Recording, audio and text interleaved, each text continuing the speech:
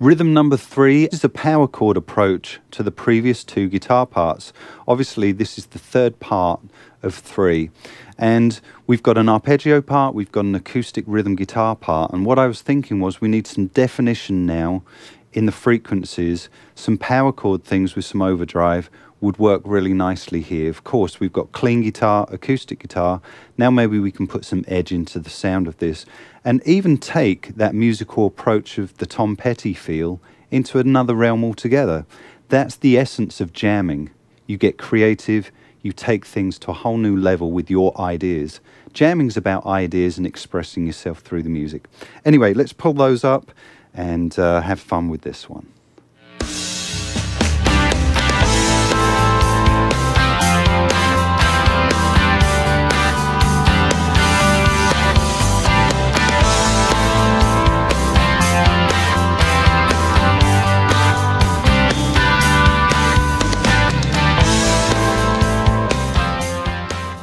Okay, there's our 3rd part on this jam session groove.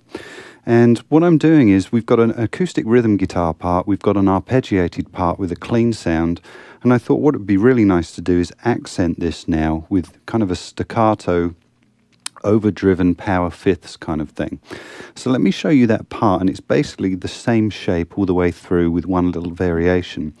And what I'm doing is I'm starting, as we did when we kicked in with the C chord, I'm doing that with the fifths on the G. So we're going to start here at the 5th fret, 1st finger, 4th string, and I'm playing the G note there.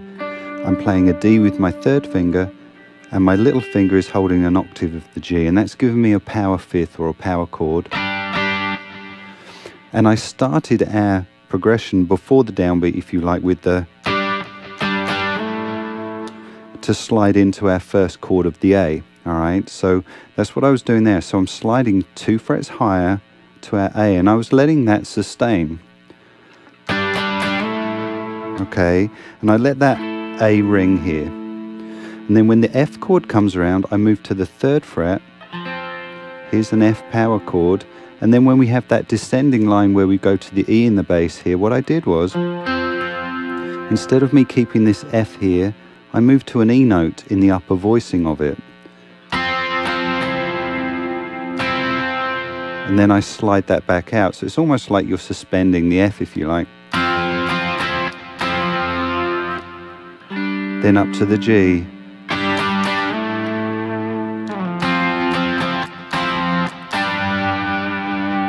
Okay, so there's our chord progression, if you like, as power chords, but of course I put some rhythmic parts into that.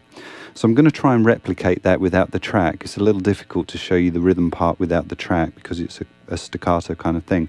But it's kind of this.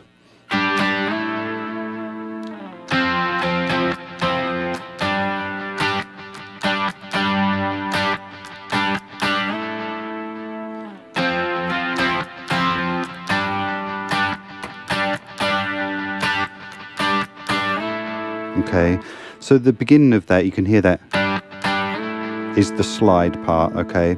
And I'm letting that A ring. You don't have to, you could play through that as well.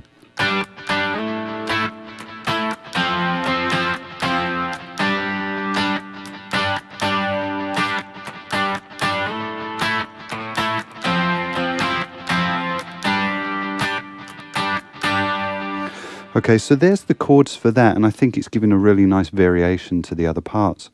Practice that against the bass and the drums, and try and get that really locked in with that. Listen to what's going on in the bass and the drums too, and try and accent some of that with your rhythms with the right hand.